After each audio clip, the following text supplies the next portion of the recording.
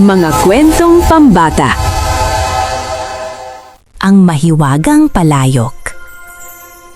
Noong unang panahon, sa isang maliit at tahimik na baryo, may isang batang lalaki na ang pangalan ay Lino.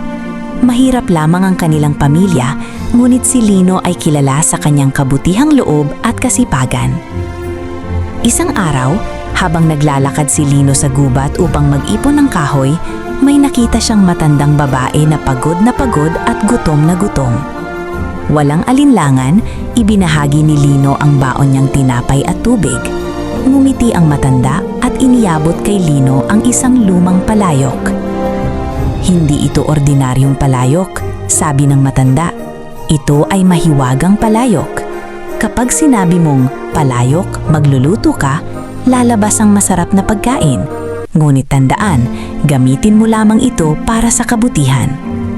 Pag-uwi ni Lino, sinubukan niya ang palayok. Laking gulat niya nang biglang lumabas ang mainit na kanin at ulam. Masaya niyang ibinahagi ang pagkain sa kanyang pamilya at sa mga kapitbahay na nagugutom.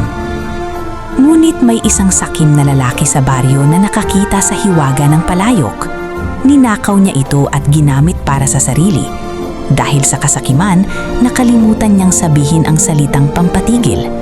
Tuloy-tuloy ang pagluto ng palayok hanggang sa mapuno ang buong bahay ng pagkain. Natakot ang lalaki at humingi ng tulong kay Lino. Sa kabutihang puso ni Lino, sinabi niya ang tamang salita. "Palayok, tumigil ka." Mula noon, ibinalik ang palayok kay Lino. Natuto ang buong baryo na ang hiwaga ay nawawala kapag sinamahan ng kasakiman. Ngunit lalo itong nagiging makapangyarihan kapag ginamit sa kabutihan at pagbabahagi. At mula noon, namuhay ang baryo ng masaya at busog dahil sa isang batang may mabuting puso at isang mahiwagang palayok.